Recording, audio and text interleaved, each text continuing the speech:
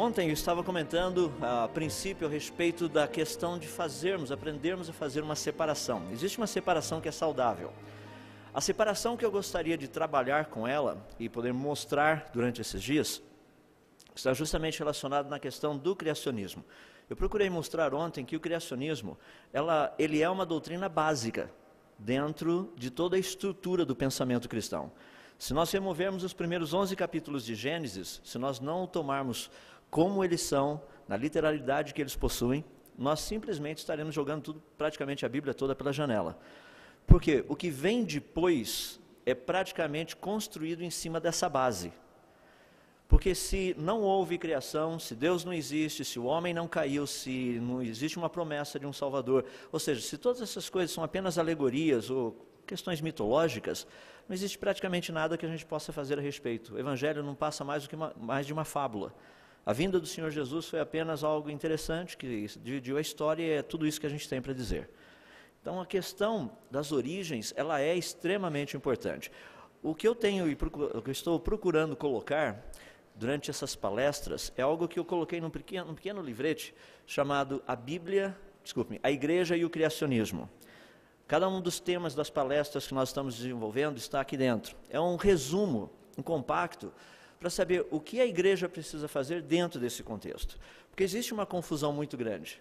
E eu gostaria hoje de começar a separar as duas coisas, porque quando nós tratamos de criacionismo, existe aquilo que é conhecido como criacionismo científico, o criacionismo religioso e o criacionismo bíblico. Então são três deles.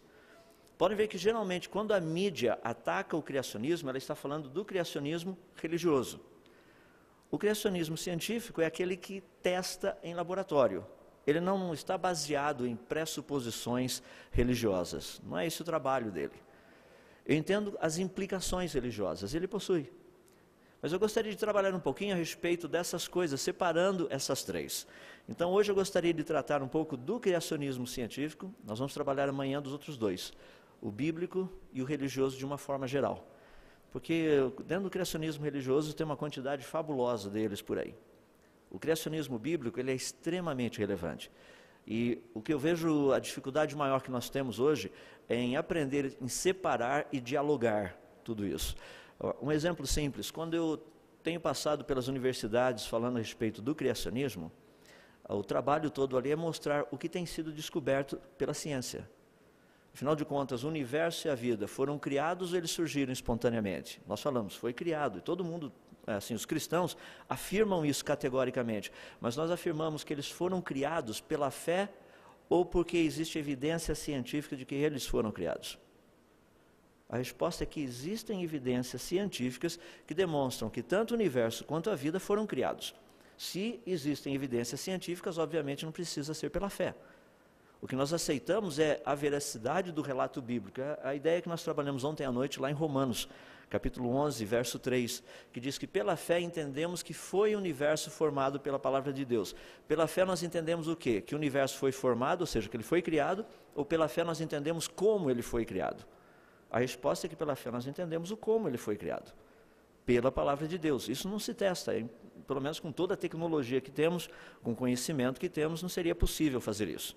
Mas é possível demonstrar que o universo foi criado. Então, como que seria possível isso? A gente vai trabalhar um pouquinho a respeito disso nessa palestra. Eu sei que fica chato falar do próprio livro, mas vou dizer por que eu escrevi esse livro. Porque existe uma dificuldade muito grande da igreja, dos cristãos, saberem defender o criacionismo cientificamente. Tanto é que aqueles que já tiveram oportunidade, já leram esse volume, o que eu apresento aqui é apenas uma discussão científica. Nós não trabalhamos com argumentos teológicos nesse livro. E à medida que você vai lendo, você percebe as implicações religiosas. Mas o argumento principal é tratar da questão científica. Se você não gosta de ler muito, eu sugiro pegar o resuminho nos DVDs. Mas no DVD não tem a mesma coisa que o livro tem. Então, se você quer ter a base toda, poder fazer um trabalho sério, daí compre o livro. E nas horas de folga, você leva o DVD, daí você usa o DVD para relembrar. Então, você tem os dois ao mesmo tempo. Isso é um pouquinho do material. Vamos trabalhar dentro do que eu estava mencionando agora de pouco. Bom, Temos uma questão muito interessante que é justamente essa. Como que a igreja pode defender essa ideia do criacionismo? Ela pode defender, sem dúvida, dentro do seu aspecto religioso, dentro do seu aspecto teológico. Eu creio que nós devemos estar aptos, inclusive, para defender no sentido filosófico também. Mas também devemos estar prontos e aptos para defendê-lo no seu sentido científico. Porque quando trabalhamos com o criacionismo científico, afinal de contas, o que nós estamos tratando? Então eu gostaria de colocar apenas um resuminho dessas 3 áreas, só para termos uma noção. Os 3 criacionismos, como eu tenho mencionado, nós temos o criacionismo científico, esse está baseado em pesquisas científicas. É aquele tipo de coisa que nós fazemos propostas, a gente vai lá para o laboratório e testa. Por exemplo, qual a idade do planeta Terra? Se eu perguntar para muitos cristãos, eles vão falar, mais ou menos uns 6.000 anos. Daí eu chego e falo o seguinte, vai lá na universidade e fala isso para o pessoal. E prova que só tem 6.000 anos. Você fala, não, isso aí é Bíblia, eles vão ter que acreditar na Bíblia. Espera só um pouquinho. Você sabia que dentro do granito, que a gente encontra aí pelo planeta Terra, tem uns pequenos cristais de zircônio? O zircão, praticamente, quando é um cristal grande, parece diamante. Tem muita gente que compra zircão achando que é diamante, mas é só zircão. Tá? Então você pega esse pequeno diamante, isso aí é só uma ligação. A gente pega esse pequeno diamante, ali dentro tem esse pequeno cristal. O que a gente faz ali? Dentro desse cristal, alguns átomos de urânio foram depositados ali dentro na formação do cristal. Agora, aí fica muito interessante, porque esses átomos de urânio, com o passar do tempo, eles se desintegram. Átomo de urânio se desintegra em chumbo.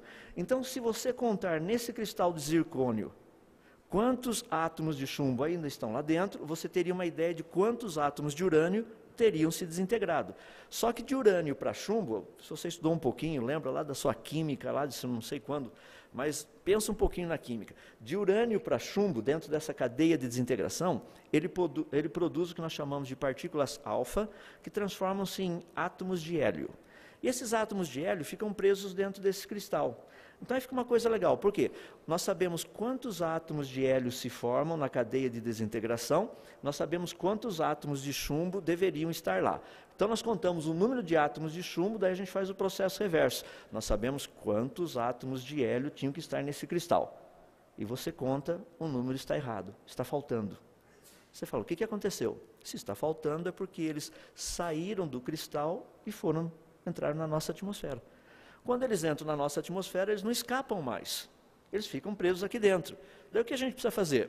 Ter uma noção de quanto átomo de hélio tem na nossa atmosfera, quantos átomos de hélio são produzidos nesses cristais e quantos átomos de hélio ainda estão guardados nos cristais. Você fala, rapaz, isso é complicado, mas já foi feito. Sabe há quanto tempo esse processo de hélio entrando na nossa atmosfera está ocorrendo? No máximo há 6.000 anos. Isso é criacionismo. É assim que a gente defende. Você pega, trabalha com os cristais, a gente trabalha com, vamos dar o nome técnico do sermão, como eu costumo brincar, difusão de hélio em cristais de zircônio. Esse é o nome do sermão. E você não vai encontrar isso num capítulo da Bíblia. Mas é uma área de trabalho mostrando o criacionismo. Esse é o primeiro, o científico. Trabalhamos com essas pesquisas. Dentro dos criacionismos religiosos, que são muitos por aí, geralmente eles são temáticos. Então você estuda várias religiões que tem espalhados aí pelo mundo, cada um deles tem uma maneira de dizer como o mundo foi criado. Você pegar os japoneses, eles vão te dizer como que o Japão foi criado, os chineses têm vários deles, de forma geral. Aonde você entrar, você verá uma grande quantidade desses criacionismos. E todos eles trabalham um certo tema. Como surgiu a raça humana, ou como surgiram os animais, ou como surgiu um determinado lugar do planeta Terra. São sempre temas. Mas é uma coisa que é interessante, que eu deixei separado dos religiosos, o criacionismo bíblico. Porque o criacionismo bíblico, ele não é temático, ele é descritivo. É Deus contando como ele fez. Aí é um pouquinho diferente. Porque nós não estamos aí abertos à imaginação, mas Deus contou como a coisa seria feita. Então, essas são as 3 áreas de criacionismo. Geralmente, quando fala-se de criacionismo, não se faz essa separação. Daí a confusão tão grande que existe quando trata-se do criacionismo hoje. Falou do criacionismo, muitas pessoas falam, estão querendo defender a Bíblia. Não, porque tem um monte de outros criacionismos aí no meio. Não é necessariamente a Bíblia. E o criacionismo científico, ele não quer defender religião nenhuma ou posicionamento religioso nenhum. A única coisa que ele faz é testar teorias, a sua própria e as outras, a fim de verificar se processos naturais teriam trazido à existência a complexidade que nós encontramos, tanto na vida quanto no universo. Isso é testável em laboratório. Estou dizendo para vocês que existe essa parte que é testável, por isso que nós trabalhamos com isso. Então vamos trabalhar um pouquinho, vamos avançar um pouquinho mais. Dentro dessa ideia específica, que nós temos a parte científica e temos outras partes que não são científicas, porque elas não são testáveis. E deixe-me colocar claro, amanhã quando eu tratar do criacionismo bíblico, eu gostaria de mostrar o quão preciso ele é. O quanto que nas páginas das Escrituras, nos primeiros capítulos, como o Senhor Deus graciosamente e bondosamente colocou informação altamente relevante que a ciência do século XX e do século XXI tem descoberto e ficado maravilhada. Só que já estava na Bíblia. Precisa até no último detalhe, mas já estava na Bíblia. É fascinante isso. Então é muito legal trabalharmos essa questão. Então vamos pegar o primeiro. Hoje à tarde eu gostaria de trabalhar apenas com o criacionismo científico. Vamos tratar especificamente da questão da ciência. Qual seria a função da ciência dentro da área das origens? A função da ciência não é tentar provar como o universo e a vida teriam vindo à existência espontaneamente, mas sim como o universo e a vida vieram à existência. Espontaneamente pode ser uma das opções, mas não é a única. Isso tem sido muito confuso, essa ideia está muito confusa. As pessoas acham que se for científico, obviamente, qualquer coisa que não seja de origem natural e espontânea, não pode ser da ciência. As pessoas trabalham com isso, é uma ideia muito assim, já enfronhada nas nossas universidades, nas nossas escolas, e pode ver o pessoal que vem para a igreja no final de semana, se você tenta discutir o criacionismo, eu tenho conversado com muitos pastores, alguns têm até medo de pregar Gênesis capítulo 1, porque eles se sentem muito assim, inadequados, ou seja, eles seriam ultrapassados. Imagina toda aquela elite de universitários na sua igreja e você ensinando que Deus criou o mundo. Não se preocupa porque você está correto. Tenha certeza que você conhece os argumentos, conhece a estrutura para poder falar. Então, dentro desse contexto, vamos entender, não é a função da ciência tentar provar como o universo e a vida teriam vindo à existência espontaneamente, mas sim como o universo e a vida vieram à existência. Espontaneamente pode ser uma opção. Você fala, não, mas está falando como um ateu. Não, estou dizendo como ciência. Nós temos que pesquisar. Depois de pesquisar, vamos chegar às conclusões. Mas, a princípio, pode ser uma opção. Vamos ver se processos naturais produzem vida, universo e coisas desse jeito. Eu mencionei algo agora de pouco, eu espero que você tenha prestado atenção. Uma das grandes coisas, eu não falei exatamente nessas palavras, mas deixe-me colocar nessas palavras agora. Uma das coisas que Darwin nos deixou, que é muito forte, muito além do que a sua teoria darwiniana, é um pensamento que é o seguinte: se não for naturalista, ou seja, se não vier da natureza, não pode ser científico. Porque a ciência, o limite da ciência é estudar a natureza. Então, tudo que a ciência pode falar é o que está na natureza.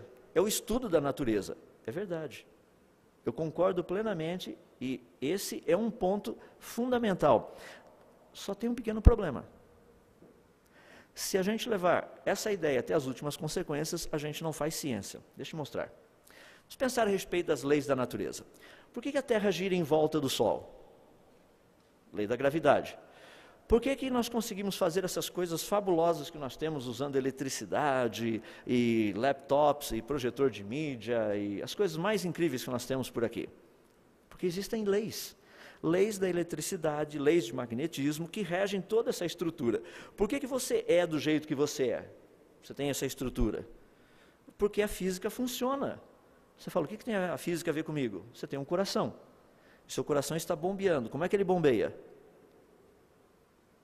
Se você já estudou válvula pneumática, já estudou um pouquinho de sistemas hidrodinâmicos e tudo mais, você vai saber que o teu corpo é um super mecanismo nesse sentido.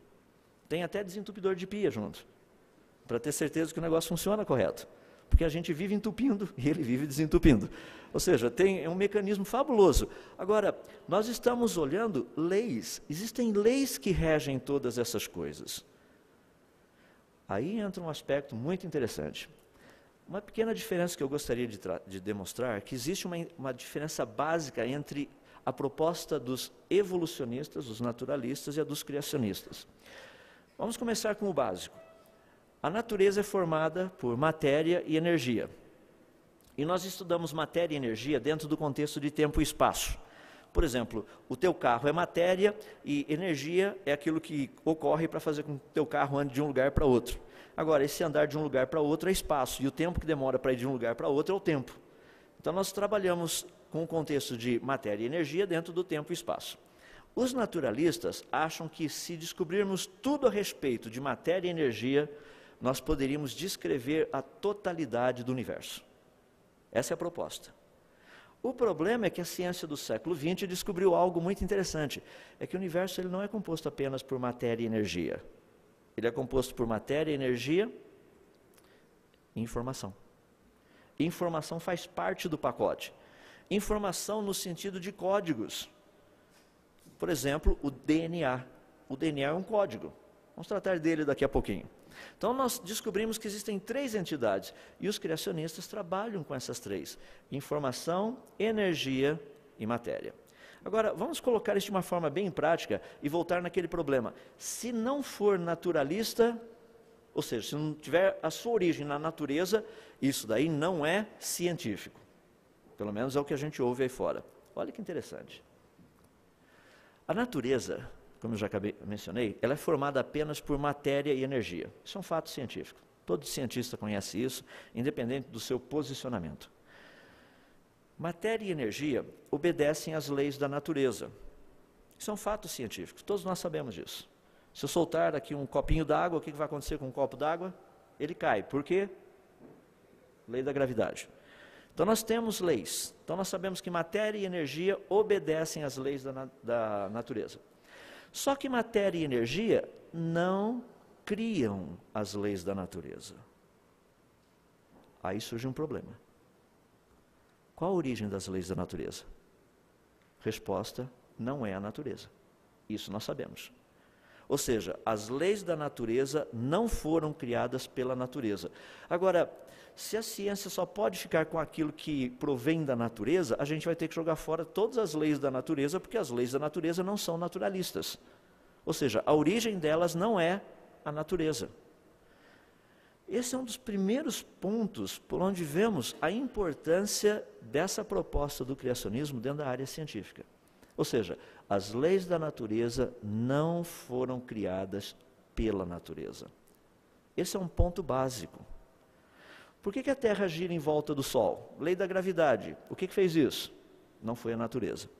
Por que os elétrons, quando estão próximos, eles se afastam, se repelem? Porque a carga elétrica é negativa dos dois, carga elétrica negativa repele, carga elétrica positiva repele, carga elétrica positiva, carga elétrica negativa atrai. Fantástico. Foram os elétrons e os prótons que criaram isso? Não. Foi a natureza que criou essa lei? Não. De onde vem essa lei? Então essa é a argumentação que nós temos. Portanto, existe uma base muito forte para trabalharmos essa questão. Vamos pensar dentro das origens, portanto. A questão da vida, a questão do universo, causas naturais teriam trazido à existência tanto a vida quanto o universo? Se a resposta for sim, então vamos para o evolucionismo. Essa é a resposta. Se a resposta for não, aí nós vamos para o criacionismo. E essas duas possibilidades são testáveis. Então nós precisamos entender aonde nós estamos. Vamos começar um trabalho básico, levando o nosso pensamento nessa direção. Por exemplo, a origem da vida. O que nós sabemos a respeito da origem da vida? Tudo que nós sabemos sobre a origem da vida é que vida gera vida. Eu gosto de trabalhar umas questões bem interessantes, e algumas pessoas já têm visto por aí. Eu geralmente, quando chego em universidades ou dou palestras em alguns locais específicos, eu chego para as pessoas, pego um copinho de água como esse e pergunto o seguinte: aonde tem água, tem? E quase sempre o pessoal responde vida. É um absurdo, onde tem água, tem água. Aonde que foi dito que onde tem água, tem vida? Aonde isso? Aonde tem água, pode ter vida. Eu espero que nessa daqui não tenha, porque eu já bebi um pouquinho. Mas onde tem água, é para ter água só. 10 pessoas chegam e falam assim: nós encontramos água em Marte. Ótimo. O que isso significa? Que tem água em Marte. Nós encontramos água na Lua. O que isso significa? Que tem água na Lua. Nós encontramos água em Vênus. Ótimo. O que isso significa? Que tem água em Vênus. E as pessoas ficam assim: rapaz, encontramos água lá em Marte. Isso significa que vida já existiu em Marte. Não, isso significa que Marte teve água. Precisamos aprender a separar essas coisas. Às vezes eu recebo assim muitos e-mails: professor, você ouviu falar que lá na Lua tem essa sonda que está em volta mapeando, e eles descobriram uma grande quantidade de água no polo sul da Lua. Grande quantidade, se não tem um oceano de água lá, são cristais de gelo, mas suficiente para serem removidos e fazer uma pequena estaçãozinha de tratamento de água para manter gente lá na Lua. É suficiente para isso. Ah, mas descobriram água lá na Lua. O que o senhor acha disso? Falei: ótimo, descobrimos que a Lua tem água. É fabuloso isso. Mas o que o senhor tem a dizer a respeito da vida? Descobriram água. Mas e vida na Lua? Eles descobriram água. A nossa mente trabalha dessa forma: onde tem água, tem vida. Eu estava com o pessoal há pouco tempo atrás, nós estávamos discutindo uma questão muito interessante, porque geralmente os livros de ensino médio, se você tiver a oportunidade de avaliá-los, você vai perceber que existem várias páginas falando a respeito de como vida teria surgido. E geralmente eles gastam páginas falando a respeito disso. Alguns até ainda mencionam a experiência de Stanley Miller, os que estão mais ultrapassados, os novos já não mencionam mais. Ou seja, todo esse material vai chegando ali e você vai lendo, e de repente lá no finalzinho de todas essas páginas aparece algo muito interessante, a experiência de Louis Pasteur. E lá uma frase geralmente ocorre desse jeito, que Louis Pasteur provou definitivamente que a geração espontânea dos organismos não ocorre. Então, por que eles falaram desde o começo que a geração espontânea ocorre? Se Louis Pasteur demonstrou empiricamente que a geração de organismos vivos não ocorre espontaneamente, por que gastar tempo? Já foi provado. O que nós sabemos é que vida gera vida. Isso é testado.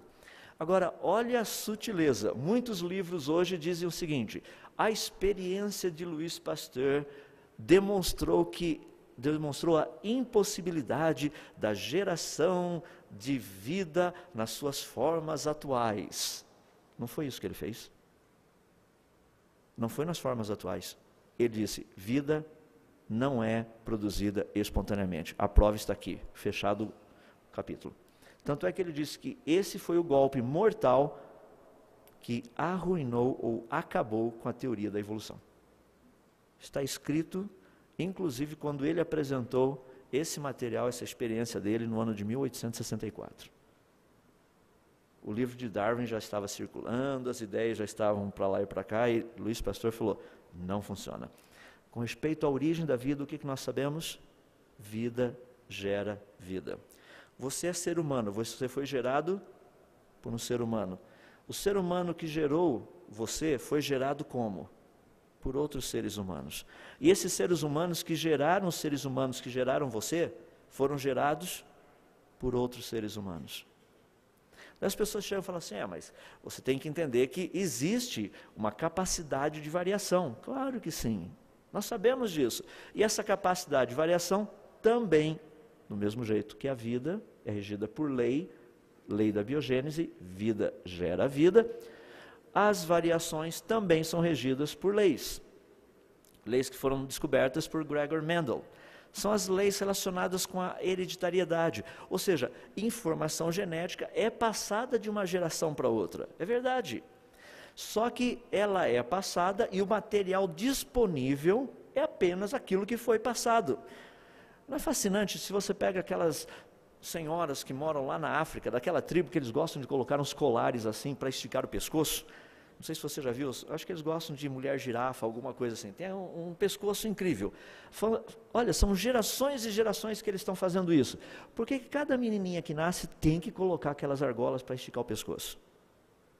Por que essa característica não é repassada para as gerações futuras? Porque não faz parte da informação genética. A informação genética que foi passada pela mãe é a informação que produz pescoço pequeno. Não produz pescoço grande, independente do quanto você faça. Agora, vamos entender.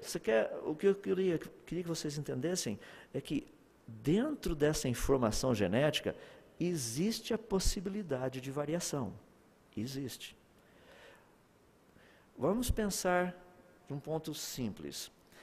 Biblicamente falando, qual seria a cor de Adão e Eva?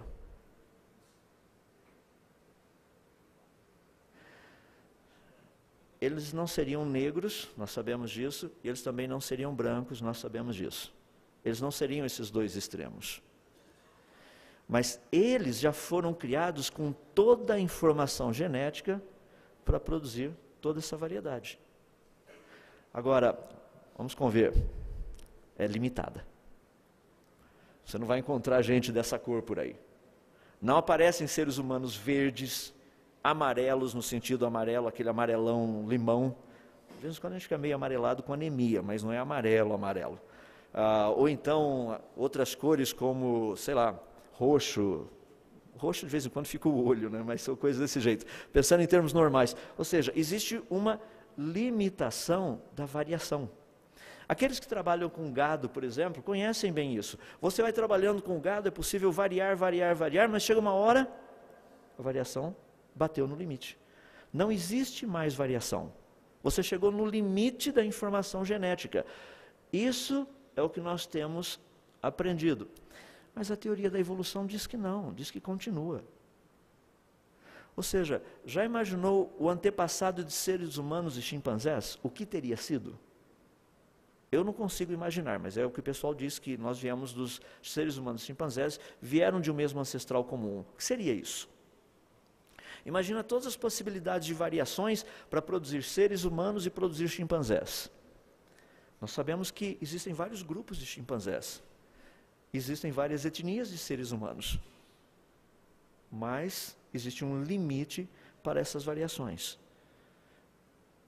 O que a ciência descobriu é que a capacidade de variação das formas de vida, ela é limitada. Para que o evolucionismo seja verdade, a capacidade de variação deve ser ilimitada. Dentro desse contexto ainda, das questões relacionadas à informação genética e a capacidade de adaptação, as pessoas geralmente têm uma ideia muito interessante. Por que o pessoal que mora na África tem a pele escura? Porque lá na África tem muito sol, foram queimando, olha a cor que eles ficaram. E por que os europeus são brancos? É porque lá faz pouco sol, ou seja, chove muito, tempo coberto. Daí eles ficaram muito na sombra, ficaram branquelos do jeito que eles são. Não tem nada a ver isso daí. A questão da cor da pele está relacionado com a informação genética. Os de pele mais escura, por ter um mecanismo de absorção e dissipação de calor diferente daqueles que têm pele clara, procuram climas mais quentes. Os que têm pele clara, devido ao processo de absorção e dissipação de calor, procuram climas frios. Não é uma questão de, vamos para a África, que daí os nossos descendentes vão ser todos moreninhos. Se você é um branquelo, pode tirar o equínio da precipitação pluviométrica, que você sabe que isso não vai acontecer. Ou seja, pode tirar o cavalinho da chuva, porque isso não vai acontecer. Ou seja, se você for, o que vai acontecer? Seus descendentes serão grandemente abençoados com câncer. Porque não é parte da estrutura. Existe a possibilidade, a capacidade de adaptação? Sim, nós entendemos isso. Essa capacidade de adaptação é expressa pelas leis de Mendel. São reservas genéticas. As pessoas falam, não, mas se nós estudarmos bem isso daí, dá uma olhadinha. Olha os bicos dos pássaros. Estou vendo, o bico dos tentilhões. Então nós temos uma colônia de tentilhões. Nessa colônia de tentilhões, nascem pássaros com bico grande, bico pequeno, bico grosso, bico fino, bico longo, bico curto. Nascem todas essas possibilidades. Agora, você tem essa colônia toda feliz e satisfeita com toda essa variação ali dentro. De repente, acontece o quê?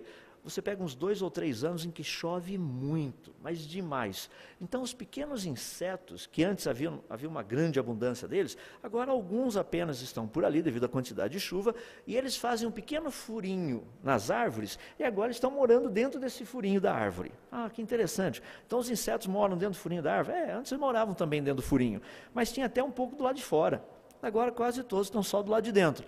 Olha que interessante, sendo que o furinho agora, o inseto está lá dentro, os que têm bico grande tentam pegar o inseto, não conseguem. O que vai acontecer?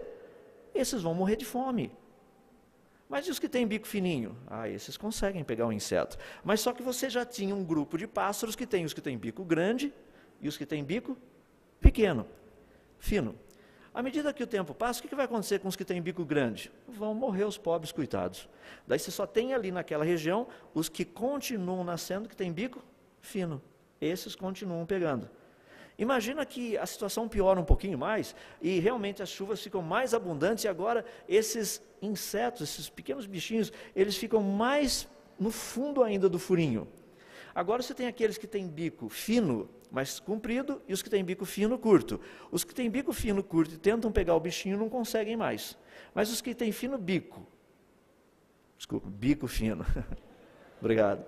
Os que têm bico fino, o longo, esses conseguem pegar. Então o que acontece? Eles vão lá dentro e pegam. O que vai acontecer com aqueles que têm bico fino e curto? Vão morrer. Daqui a pouco você só tem, naquela região, que tipo? Os que têm bico fino e longo. Isso foi adaptação? A ciência ensina que sim, isso não. Porque já vi essa variedade. Imagina que, de repente, dá uma mudança de tempo, e daí, rapaz, para de chover, começa a dar aquela seca, uns 6 meses de seca, 1 ano de seca. Bichinho não tem mais. O que ainda tem são algumas sementes duras caídas lá pelo chão. Mas bico fino e longo não consegue pegar essas sementinhas, quebrar essas sementes. Agora, se ainda tivessem aqueles que têm bico grande, esses conseguiriam quebrar essas sementinhas e comer. Só que não tem mais. Só, mas por que não tem mais? Porque à medida que grupos vão se especializando, vai diminuindo a quantidade de opções de variação. É assim que funciona. A ciência tem descoberto isso. Ou seja, o processo normal não é um processo de evolução, mas sim um processo de extinção. Adaptação ocorre? Claro que ocorre. Os evolucionistas aceitam a adaptação. Nós estudamos a adaptação. E a gente até brinca com a adaptação de vez em quando, porque a gente precisa mexer um pouquinho com a adaptação. Agora, como que funciona esse tipo de adaptação? O pé do pato vai mudar só porque agora ele quer andar na areia como a gente. Não, pé de pato vai continuar sendo pé de pato. É que a gente de vez em quando gosta de entrar na água e o pezinho do pato é um negócio simpático, então a gente faz uns de borracha. Essa é uma grande adaptação, mas isso aí não é evolução. Então nós precisamos entender que existe um limite da capacidade de adaptação. Isso é o que os criacionistas têm dito. O que os evolucionistas têm dito? Que a adaptação é ilimitada. Vai adaptando, adaptando, adaptando, adaptando, adaptando, e de ameba chegamos nós aqui, só por meio de adaptações. A ameba adapta-se? Claro que sim, nós sabemos disso. Mas ela chegaria a adaptar-se a tal ponto de, em alguns bilhões de anos, virar seres humanos? Não. Porque a ameba sempre consegue adaptar-se como ameba. Cavalos conseguem adaptar-se como cavalos. Aves adaptam-se como aves. Répteis adaptam-se como répteis, e assim por diante. Isso é o que a ciência descobriu. A favor do criacionismo ou a favor do evolucionismo? Criacionismo. Para onde nós olhamos, nós vemos as evidências. É que muitas vezes nós não conhecemos os argumentos. Dentro da área de informação genética, é algo fabuloso. Tenho mencionado esse exemplo, aqueles que nunca ouviram, talvez, vamos ver se você coloca o pacote todo junto aí. Nós somos apenas um pacotinho de informação genética desdobrado. Um programa de software incrível. Dentro de cada célula do seu corpo, com exceção das células vermelhas, existe um genoma completo. Nesse genoma completo, tem toda a informação genética de como fazer você. Já imaginou informação de como fazer um olho? Imagina você escrevendo um livro, como fazer um olho. Eu já vi um livro dessa grossura na prateleira de um médico amigo meu, a respeito das funções do olho. Tinha mais ou menos umas 2.000 e poucas páginas lá. Isso é só para mostrar como que o olho funciona. Não era nem como fazer o olho. A informação de como fazer o teu olho, o teu ouvido, aqueles que não estudam muito assim, ou aqueles que gostam de estudar, como é que você sabe que você está em pé? Como é que você sabe que você está deitado? Varia de pessoa para pessoa. Eu, quando estou nos voos por avião, é tão fácil sentir quando o avião fez uma curvinha. Tem gente do lado que nem percebeu, o avião pode estar até caindo, eles acham que o avião está em linha reta ainda. É um mecanismo que está aqui no nosso ouvido, que nos auxilia a saber. É um tipo de um giroscópio. Ele te diz se você está de lado, se você está reto, se você está caindo para frente, caindo para trás, coisas desse jeito. É um super iPod isso daí. Totalmente, é melhor do que o i. Mas super bem definido. Todas essas informações de como fazer você, estão todas elas guardadas dentro de um filamento fininho.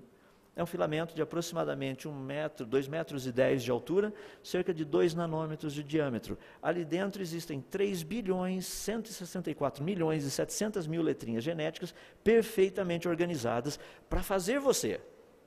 Daí essa questão da informação genética se torna muito importante, porque se você pegar uma dessas letrinhas e mudar, sabe o que acontece? Você fala, não acontece nada. Claro que acontece. Uma letrinha que muda, por exemplo, na sequência da hemoglobina, troca uma delas só e você tem anemia falciforme. É uma letrinha só a diferença. Só uma. Que código é esse, afinal de contas? Porque antigamente acreditava-se que matéria produz vida, ou teria produzido vida espontaneamente. A ciência do século XX, principalmente a genética, o que ela nos apresentou é o seguinte, que matéria só poderia produzir vida se houvesse informação. É isso que o nosso DNA faz. O nosso DNA vai juntando os negocinhos, manda a informação, coloca esse negócio todo juntos e de repente você tem uma proteína. Daí, primeiro você tem um aminoácido, aí eles colocados na ordem correta, daí você tem uma proteína. Essa proteína vai fazer uma função, vai fazer você funcionar, vai virar células, tudo aquilo que a gente precisa. Agora, esse aspecto de informação é muito relevante. Porque informação não é apenas junção de símbolos. Ali vocês estão vendo 2 frases. Uma delas, a de cima, com o mesmo número e os mesmos símbolos, ou seja, as mesmas letras que a de baixo. Por que a de cima não faz sentido? Porque, gramaticalmente falando, ela não significa nada. Precisa ter uma sequência correta para fazer sentido. A mesma coisa ocorre com a informação genética. Ela precisa estar na posição correta. Daí sim você tem órgãos sendo produzidos. Aí sim você tem funções acontecendo. Se isso não ocorrer, é impossível. Agora, onde toda essa informação fica guardada? Dentro de uma das máquinas mais fabulosas, chamada célula. Dá para imaginar, se você, não sei, no meu aqui não tem, mas se você tiver uma Bíblia qualquer hora aí, pega a sua Bíblia, dá uma olhada num pontinho final, em qualquer linha da sua Bíblia, ou pode pegar no caderninho mesmo da Fiel, olha um pontinho final. Esse pontinho final, geralmente uma frase, tem menos de 0,5 milímetro de diâmetro. Você entrou no mundo desse tamanho, e eu também. Você era um pontinho, isso é um óvulo fecundado, um zigoto. Agora, como desse pontinho poderia chegar alguém como você? Que código é esse? Que informação é essa que produz toda essa complexidade? É o que eu mencionei, toda essa informação, toda essa complexidade está altamente codificada. E o que nós aprendemos é que todas as funções que a vida possui são nada mais, nada menos do que o resultado de código. Aqueles que trabalham com computadores conhecem um pouquinho melhor isso aí, né? Vai trabalhar lá no seu Windows, aperta um botãozinho aqui, ou clica lá no menuzinho, o que acontece? Abre uma janelinha. Naquela janelinha tem o quê? Submenus. Você clica ali, aparece o quê? Sei lá, o teu computador faz uma coisa, faz outra coisa. Ou seja, são comandos, todos eles perfeitamente definidos, à medida que você clica, vai ligando, eles vão funcionando. A mesma coisa acontece dentro da codificação genética. A única diferença é que o código genético é altamente mais sofisticado do que até o Windows 7, que será lançado no dia 22 desse mês. Muito mais complexo. Se você pegar o Windows 7 e comparar com o código genético, você vai mandar um pequeno e-mail para o Bill Gates e falar assim: rapaz, valeu. Foi boa a sua tentativa, mas a gente gostaria de um negócio um pouquinho mais sofisticado. O código genético é fabuloso. Aí entra um pequeno probleminha. Se eu lhe perguntasse, vamos supor, eu pego um DVD, vamos supor que nesse DVD aqui dentro tenha o Windows 7. Eu chego para você e falo assim: qual a origem do Windows 7? Você olha para mim e fala assim: isso daí parece que você comprou lá na Santa Efigênia, ou lá na 25 de março, algum lugar por aí assim. Não, isso aqui você comprou na loja, isso aqui é oficial, olha só, tem até a etiquetazinha aqui. Você não respondeu a minha pergunta. Eu perguntei qual a origem do Windows 7. Qual a origem? Microsoft. Essa é a origem do Windows. Qual a origem do código que produz a vida?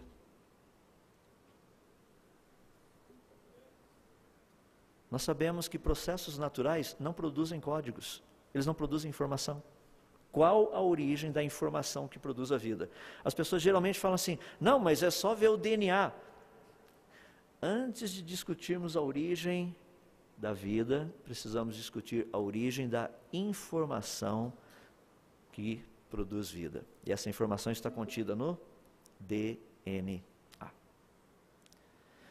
Agora, é fascinante, sabe por quê? Quando nós vamos para os laboratórios, a gente vai fazer os testes. O legal é que ali você consegue demonstrar que processos naturais não produzem informação. Tanto é que é uma lei. Nós sabemos e já foi estabelecido que processos naturais não produzem informação codificada. Fantástico. Qual a origem da vida? Está baseado na informação codificada que está no DNA. Da o que veio primeiro, o DNA ou a informação? Não, os dois vieram juntos, foram criados simultaneamente. Porque o DNA sem informação não serve para nada, e informação sem DNA também não produz vida. Os dois juntos. Só para aqueles que gostam de pensar um pouquinho mais, tem algumas coisinhas assim bem interessantes. Você consegue ver a mão de Deus no meio de todas essas coisas? Já imaginou o Senhor Jesus pensando: vamos criar adenina, timina, citosina e guanina. Essas vão ser 4 letras genéticas que, devido à sua estrutura tridimensional, nós podemos colocá-las literalmente numa estrutura helicoidal. Essa estrutura helicoidal, ela tem uma facilidade muito grande de deslocar-se no espaço, porque sendo uma helicoidal, ela poderia funcionar exatamente como um zíper. Se a gente abrir aqui no meio, fica metade de um lado e outra metade do outro, essas pontas ficam expostas. Se colocarmos um outro, em vez de DNA, um RNAT, ele pode pegar uma série de outros, encaixar nessa ponta aqui, vai produzir uma sequência toda de, literalmente, aminoácidos. Daí depois ele arranca esse negócio fora aqui, o DNA fecha de novo, a informação é preservada. Você ia bolar uma coisa desse jeito? Mas é assim que funciona.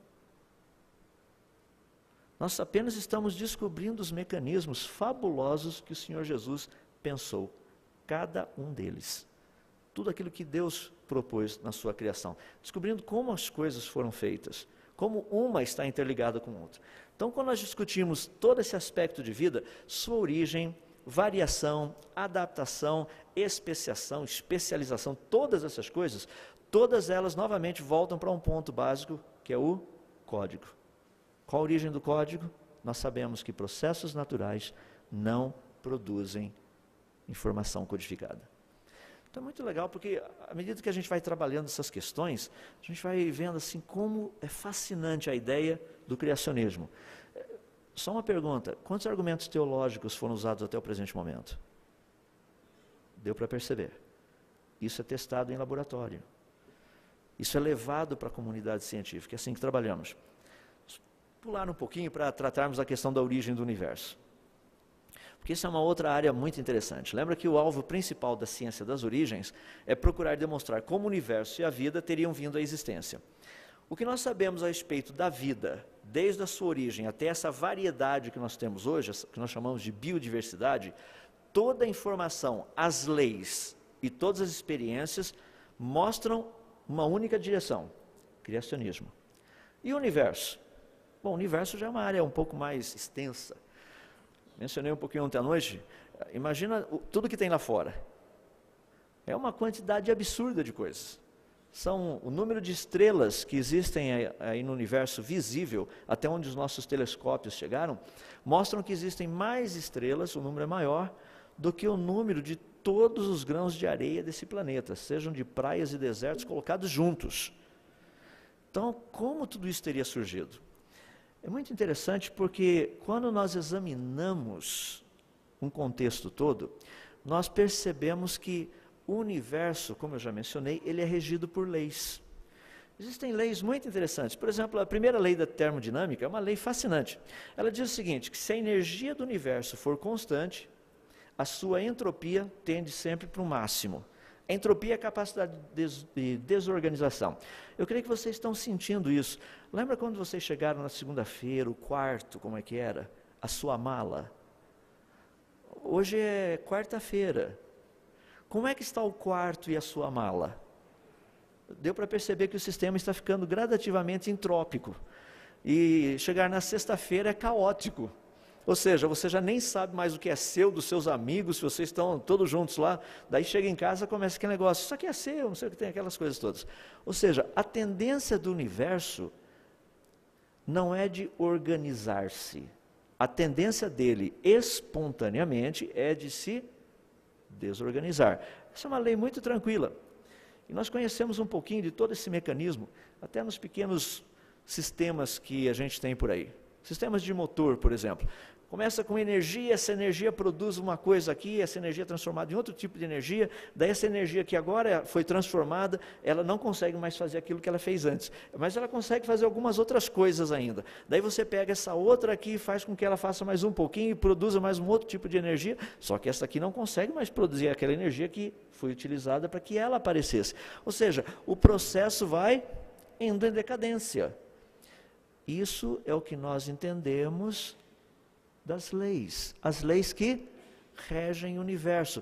A pergunta fica bem simples então: como o universo poderia ter se organizado por conta própria, sendo que por conta própria as leis que regem o universo fazem com que ele se desorganize? Tem que ter ocorrido um milagre por aí. Porque se o universo ainda tem alguma organização, é porque no passado ele já foi mais organizado, não menos organizado.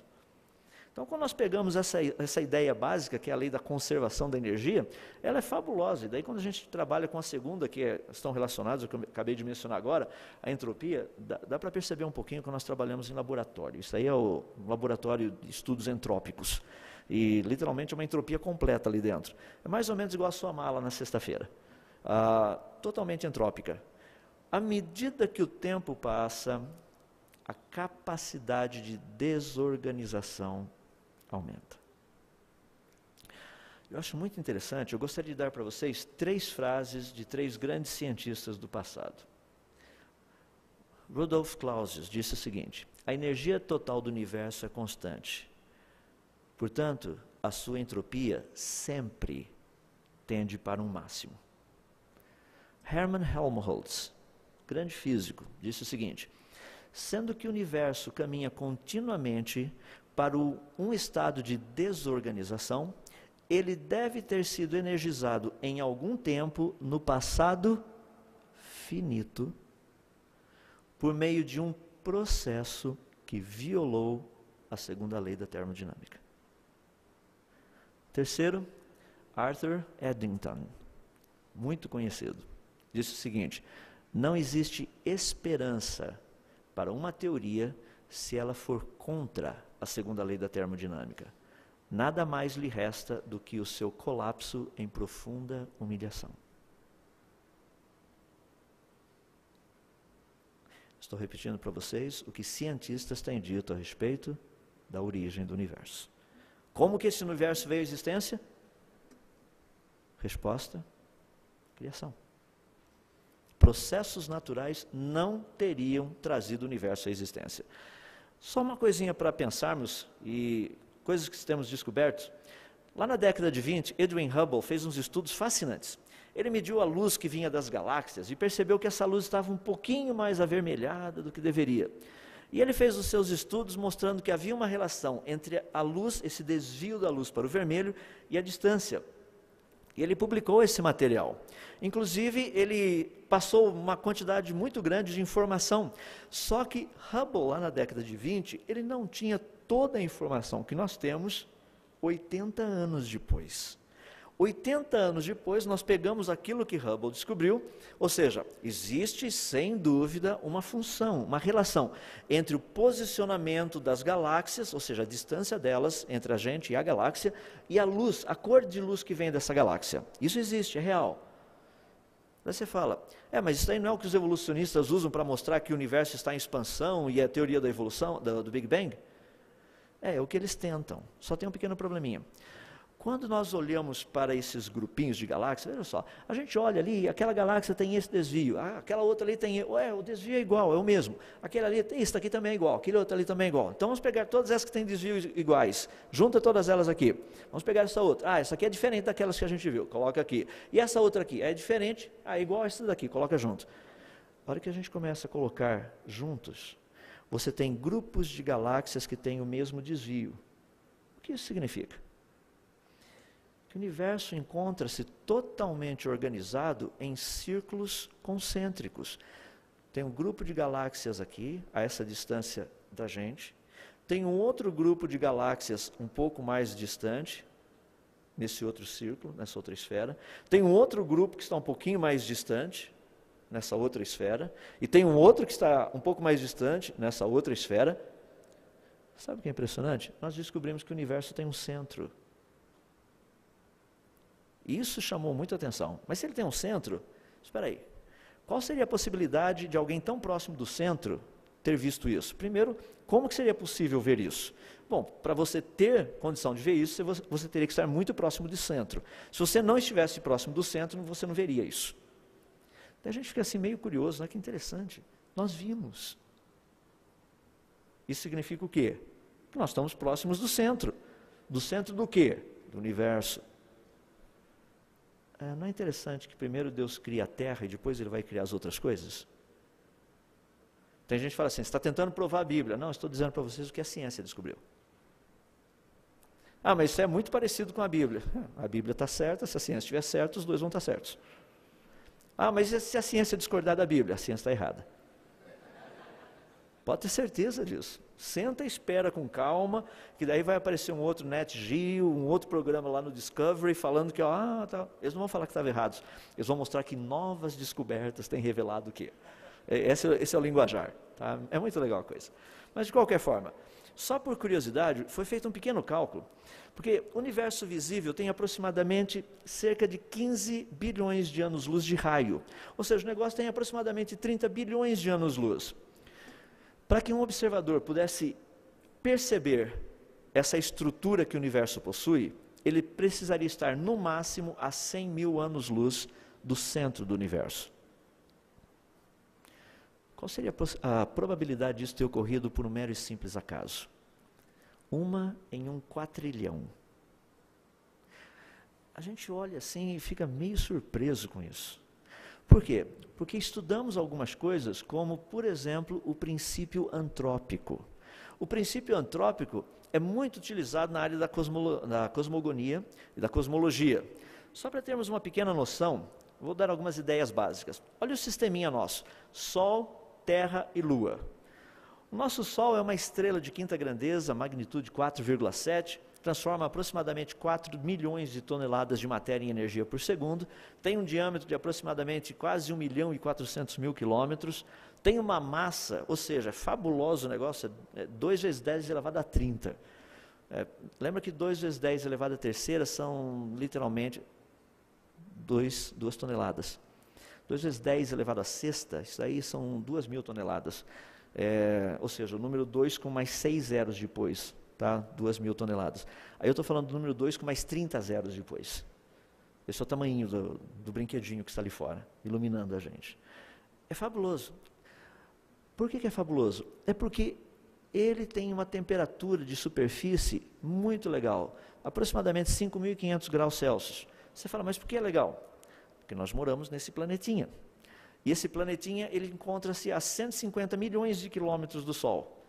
Se ele estivesse um pouquinho mais perto, a gente morreria queimado. Por quê? O Sol é muito quente. E se a gente estivesse só um pouquinho mais distante, a gente congelaria, porque tem muita água no planeta. Rapaz, foi planejado ou foi por coincidência isso? A Lua, que está ao nosso redor, ela tem praticamente 1/6 da Terra. Está a uma distância de uns 384.000 quilômetros. Ela gira de uma forma muito interessante em volta da gente. Não sei se você já percebeu, mas toda lua cheia é a mesma carinha. Em outras palavras, à medida que a Lua dá uma volta em volta dela mesma, ela dá uma volta em volta da Terra. É por isso que ela tem a mesma face virada para a gente. Então essa face que vocês estão vendo é a que sempre a gente vê. Para você ver a outra, você tem que pegar e ir do outro lado. É por isso que eles chamam da face oculta da Lua. Você fala, não, ela é oculta quando é Lua nova, não dá para ver. Não, na Lua nova é essa mesma face que está virada para a gente. Não é o outro lado, é essa daqui mesmo. Interessante. E por que esse lado que a Terra esconde, porque a Lua fica desse lado aqui, né? A Terra está aqui na frente. Por que esse lado da Lua tem cratera? Se esse lado está sempre virado para a gente. Era para ter sido protegido. O que será que aconteceu? Por que será que o tipo de cratera que é do lado virado para a Terra é diferente do tipo de cratera do outro lado? Parece até que alguma coisa da Terra foi jogada em direção à Lua, e não foi Apolo 11, 12, 13, não foi esse tipo de coisa não. Só para você ir pensando, olha os parâmetros do planeta Terra, são muito impressionantes, é só para ter uma noção. Se a Terra estivesse só 10% mais próxima do Sol, a nossa água evaporaria. Se ela estivesse só 10% mais distante, a água congelaria. Se ela rodasse só 10% mais rápida, os ventos seriam todos na ordem de 300 a 400 km por hora. Se ela rodasse só 10% mais devagar, durante o dia, as temperaturas médias seriam de 80 a 100 graus Celsius. No Equador, durante a noite, a temperatura cairia para 30 graus abaixo de zero. Sabe quantas dessas pequenas variáveis existem para que vida possa existir no nosso planeta? São mais de 2 milhões. Planejado ou por coincidência? É por isso que quando os cientistas tratam dessa questão, eles falam que o planeta Terra é um planeta privilegiado. Por exemplo, Dr. H. Moore disse o seguinte: causa um pouco de depressão pensar que planetas do tipo da Terra são tão especiais. Heinz Oberhummer, que é um astrônomo, ele disse o seguinte: não sou religioso, mas poderia dizer que este universo foi muito bem projetado para a existência da vida. As forças básicas no universo foram feitas sob medida para a produção de vida fundamentada em carbono, que somos nós e as plantas. Em outras palavras, quando nós olhamos para esse planeta, o que nós vemos é um local ideal para a vida. Alguém tem dúvida disso? A variedade de formas de vida que nós temos. Quando nós pensamos em termos das plantas, reino vegetal, é um absurdo a quantidade delas. Quando nós pensamos em termos de pequenos organismos vivos, seres unicelulares, aí você está vendo uma pequena salmonela. Nós pensamos em vida que vive na água, a quantidade, os tipos, as formas. O que existe na Terra, desde os menores, Até aqueles são um pouquinho maiores, alguns que não são tão simpáticos, alguns que acordam a gente às 6 da manhã. Não sei se você perto do lugar onde você está dormindo, tem umas maritacas também, porque elas gostam de onde a gente está dormindo. Tem uma quantidade absurda de vida que voa por aí. Tem vida que corre nesse planeta para todo lado. E tem vida que compartilha com vida. Aí você pode ver que uma turminha gosta de viver juntinhos. Tem coisa um pouco maior. E tem vida inteligente. E tem vida que estuda tudo isso. Não é impressionante? 2 milhões de variáveis perfeitamente balanceados para que vida exista. Por acaso ou planejado. Olha que interessante uma frase que vem do livro do Stephen Hawking, Universo numa Casca de Nós, quando ele fala especificamente do princípio antrópico. Ele diz assim: vemos o universo da maneira como ele é, porque, se fosse diferente, nós não estaríamos aqui para vê-lo. Eu fico pensando, o que mais falta para falar assim, ei pessoal, que tal admitirmos que fomos criados? O que a ciência tem descoberto em todas as áreas aponta para a criação. Daí a questão entra em detalhes, como por exemplo, a parte do ser humano, que é algo que tem sido muito debatido, muito falado. Não sei quantos de vocês leram, encontraram um fóssil de um antepassado do ser humano, supostamente antepassado do ser humano, de 47 milhões de anos. Alguém já viu as partes que foram encontradas? Procura na internet porque tem. E sabe o que eu fico impressionado? É que é tão evidente, mas tão evidente que foi antepassado dos seres humanos, que eles gastaram 15 anos estudando. Ora, se fosse evidente, era só olhar e falar, rapaz, achamos. Eles gastaram 15 anos para chegar à conclusão que esses pedaços de costela, alguns fragmentos de ossos e coisas, eles nem sabem se são do mesmo fóssil, parece que é. Então eles estão assumindo que é do mesmo. E são pequenos fragmentos. Então, se colocarmos todos esses fragmentos juntos, teria sido do antepassado do ser humano. Eu falo, rapaz, isso é o que nós chamamos de criatividade. O nome técnico é viajar na maionese, mas a gente não usa o nome técnico por razões óbvias. Ou seja, tem toda uma conotação, isso é apresentado falando, aqui está a prova. Isso aí não é prova, isso aí é uma interpretação. Daqui a pouco alguém vem lá e fala, ó, isso aí não tem nada a ver. Como já aconteceu com Australopithecus afarensis, com Ramapithecus e com uma tonelada de outros por aí. Mas são ensinados. Então as pessoas vivem falando essas coisas. Deixa eu dar um exemplo muito prático, que está relacionado com a nossa questão aí. Há pouco tempo atrás, questão de uns 10 anos atrás, saiu um artigo muito interessante, dizendo que o chimpanzé é irmão do ser humano. Eles fizeram um estudo muito interessante, quem fez o estudo foi o Dr. Morris Goodman, da Universidade de Wayne, lá nos Estados Unidos. Eu quero dizer para os irmãos que isso aqui é um dos exemplos mais citados em sala de aula aqui no nosso país. Ou seja, foi feito um estudo e pegaram uma certa região do DNA, ali eles estudaram 97 genes, que são genes funcionais, o nome técnico são genes beta-globines, ou seja, genes que produzem alguma função. E eles compararam esses genes dos seres humanos com os genes dos chimpanzés e chegaram à conclusão que a similaridade é de 99,4%. Portanto, a diferença é de apenas 0,6%. E é esse tipo de informação que os nossos jovens recebem. Daí o pessoal chega e fala assim, rapaz, mas olha só, entre a gente e os chimpanzés são só 0,6%. Eu costumo zoar um pouquinho quando eu vou nas universidades e falo assim, espero que dos aqui presentes ninguém amanhã apareça num zoológico por aí, fique lá olhando para a chimpanzézinha lá e falando, que bom se ela fosse minha namorada. São só 0,6%, afinal de contas, a diferença. Então você nem ia sentir a diferença tão grande. Já pensou que legal a comunicação entre os dois?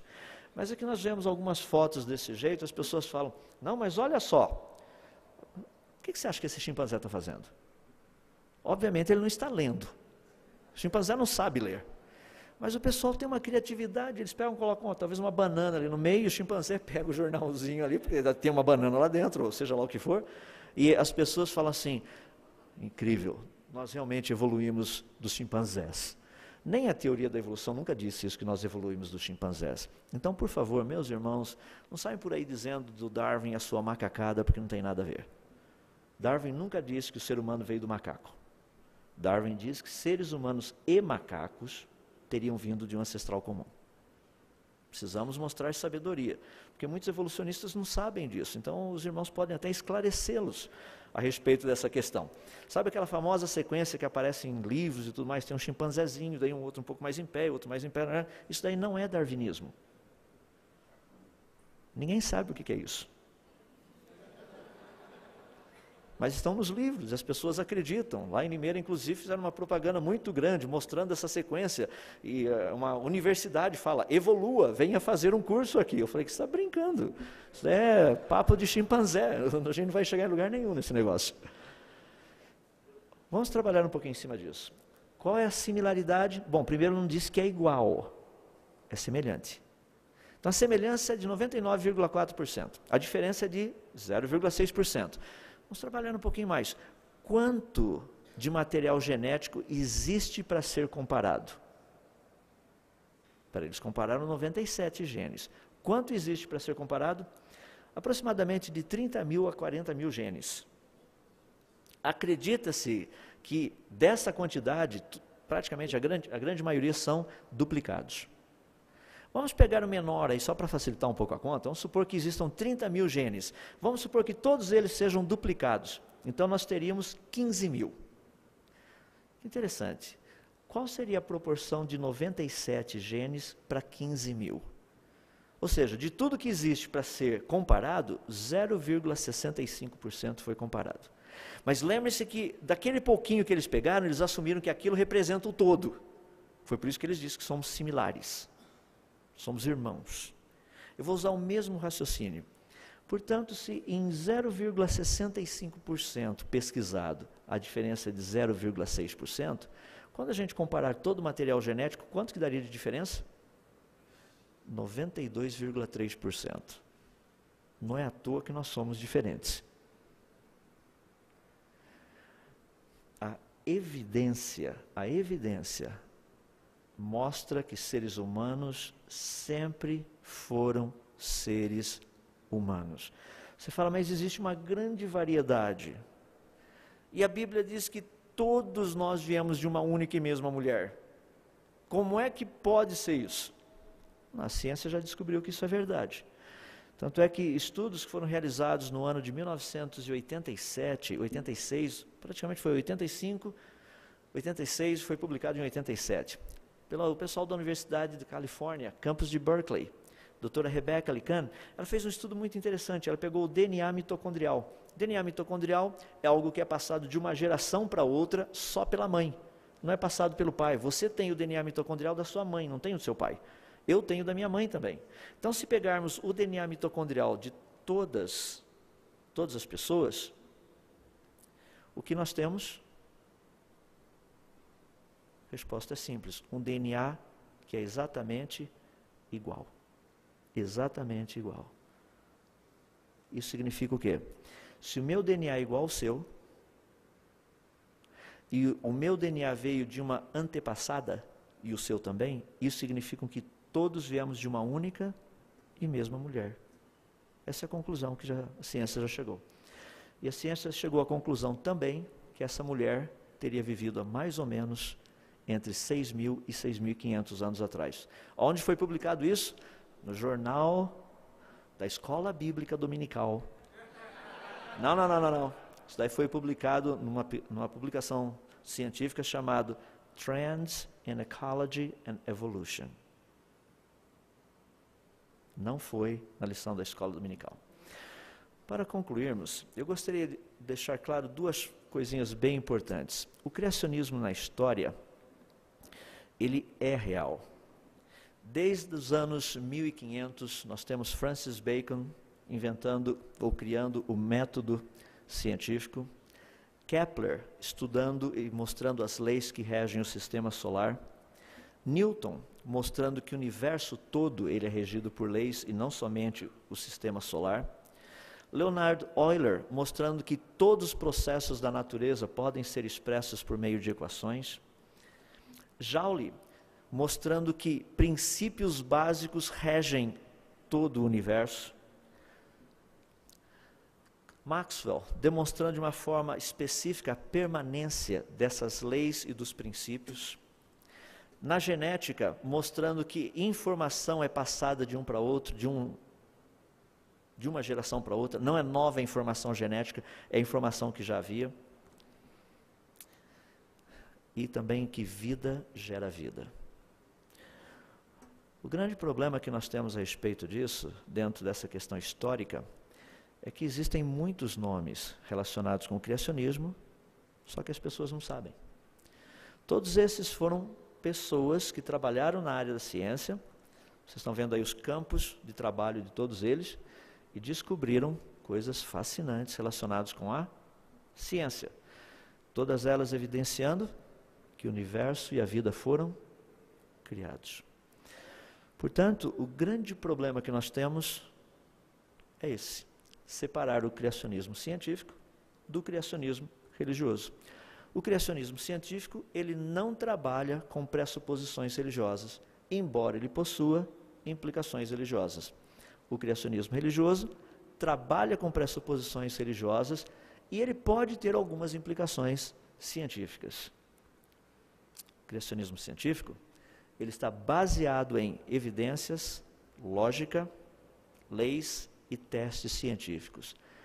E todo criacionismo religioso que seja bom, ele não deve ser contra evidências, lógicas, leis e testes científicos.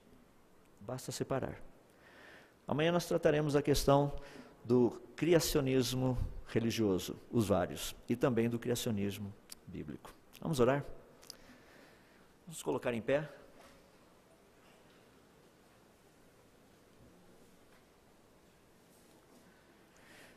Mais uma vez, querido Deus, nós buscamos a Tua presença, gratos a Ti por tudo aquilo que o Senhor tem feito por nós. Pedimos a Deus para que esses conceitos possam ser relembrados e possam ser principalmente compreendidos, como foi pedido logo no começo em oração ao Senhor. Que o Senhor possa dar a graça de mantermos, inclusive nas nossas mentes, todas essas coisas, para que possamos responder com sabedoria àqueles que questionam não somente a nossa fé, mas também o conhecimento de Deus manifesto na natureza. Que não venhamos a ter medo de falarmos a respeito desse conhecimento, porque a ciência, a verdadeira ciência, aquela que está desprovida de qualquer inclinação, essa tem nos mostrado que o universo e a vida foram criados. Muito obrigado, porque o Senhor já tinha revelado isso na Tua palavra, antes de descobrirmos essas coisas. E o Senhor bondosamente fez com que todas elas ficassem de uma forma tão clara, tão prática, tão objetiva na Tua palavra, para que entendêssemos, e para que víssemos, e crêssemos, e até mesmo algumas delas testássemos. Muito obrigado por isso. Te damos graças e bendizemos o Teu nome, e o fazemos assim humildemente no nome de Jesus, Teu Filho. Amém.